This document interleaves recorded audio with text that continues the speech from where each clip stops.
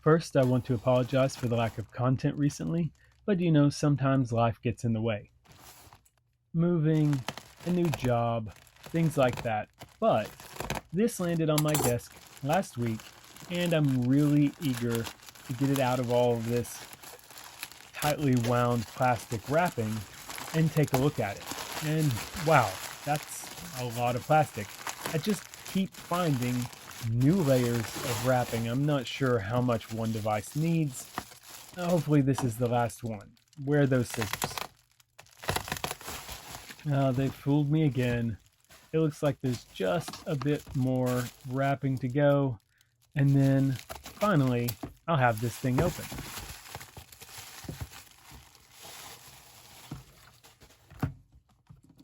Now, what is this? It looks like it's the Abxylute One, a brand new 7-inch handheld streamer. And wouldn't you know it, the box itself has a little bit of plastic wrap, but that should be easy enough to remove.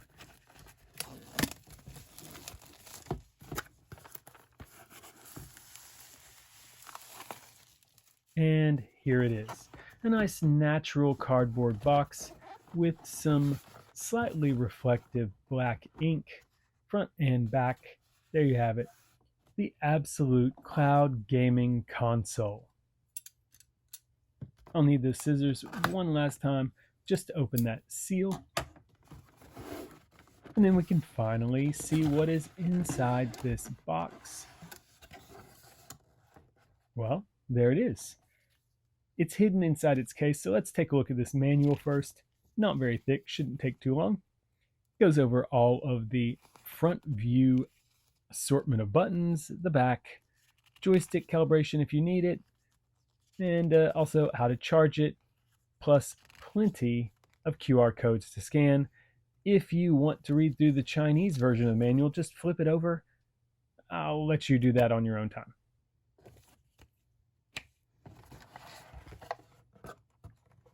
And with the unit fully unboxed, we're now left with a case. And I do like how it's got the embossed logo of Abxylute.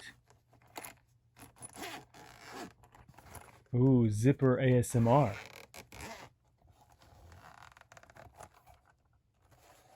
And finally, ladies and gentlemen, the Abxylute Cloud Gaming Console. Mine is in white, although it is also available in black. And after pulling it out of the case, you can take a look at the assortment of buttons all around it. The analog triggers do use Hall sensors, and the others have a real nice click to them. Your analog sticks are also Hall, by the way. You've got your start and your volume selection.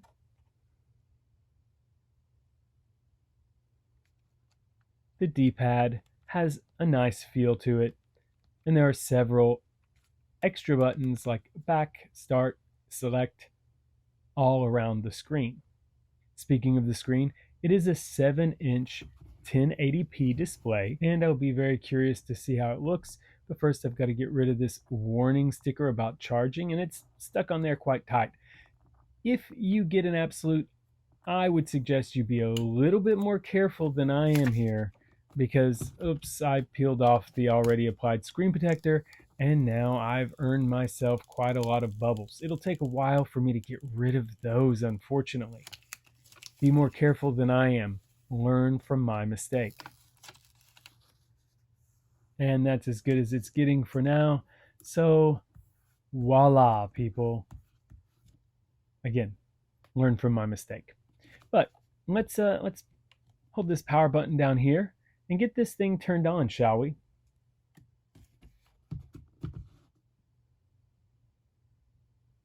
There's your Abxylute startup animation.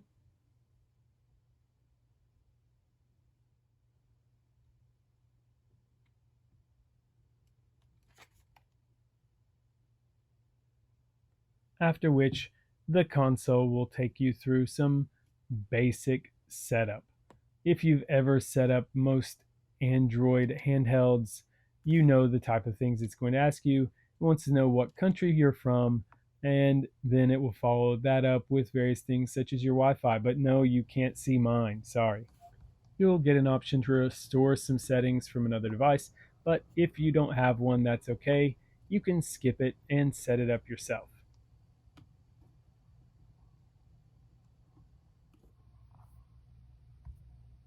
Once you've got it all set up with your Google account of choice, you'll also be asked to give permissions about sharing usage data with both Absolute and Tencent. So click as you prefer.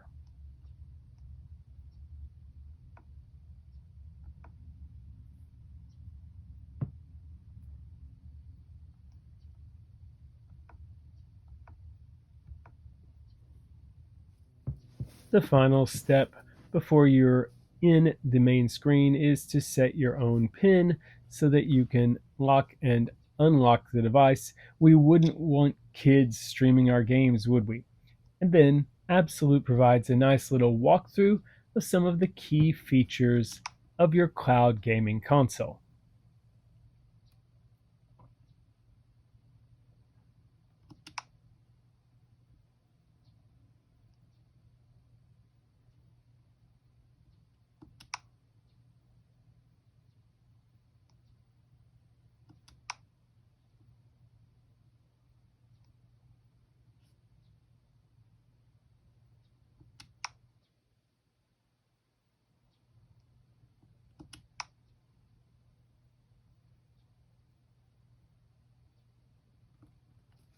So important that they've apparently warned us twice.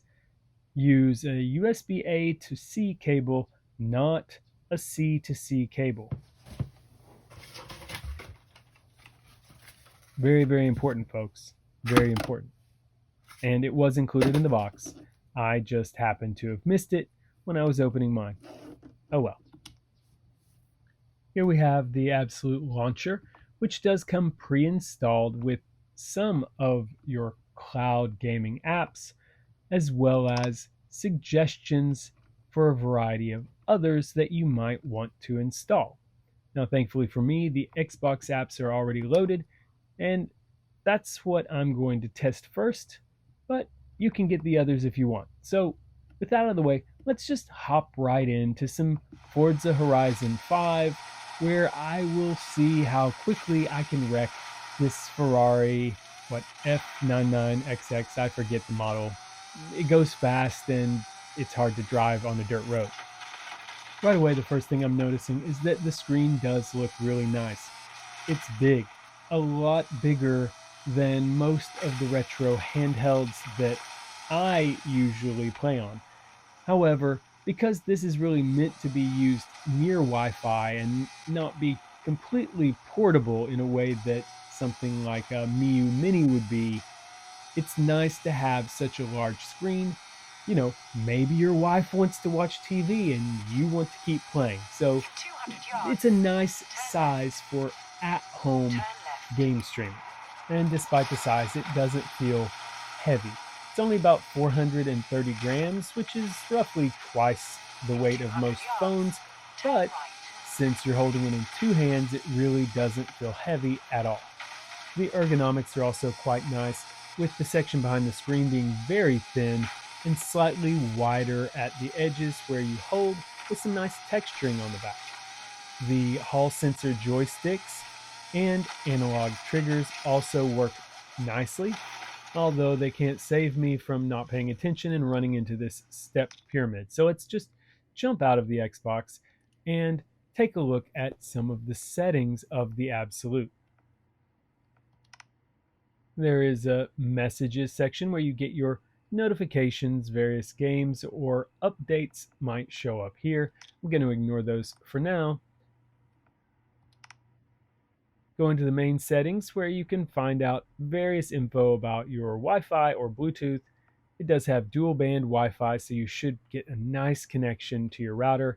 You can change the theme or the background graphics, of course, the brightness, and you can see there's a massive battery. They promise 8 hours of battery life, and based on the 93% listed there and the estimated time I would have to stop gaming, it sounds accurate to me. I'll test that thoroughly in my review. Of course, you can also set your language and adjust the date and time should you need to. You can also change the color of your buttons, by the way, which is pretty cool. And here you can see I've got a system update waiting for me, which promises to improve a ton. And I obviously will install that before I really get to testing this device. It just wouldn't be fair to review it any other way.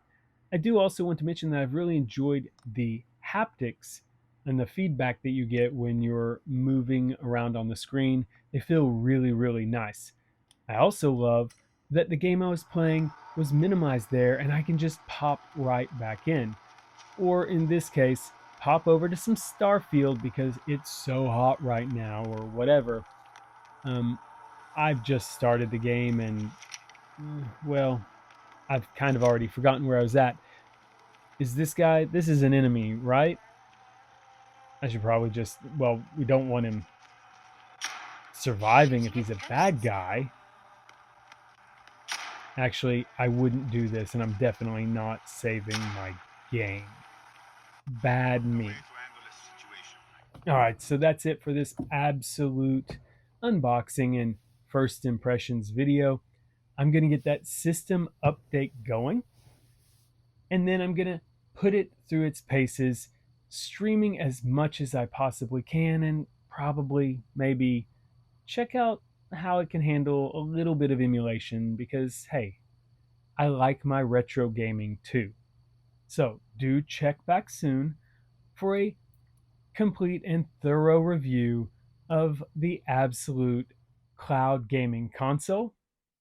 And until then, just keep gaming.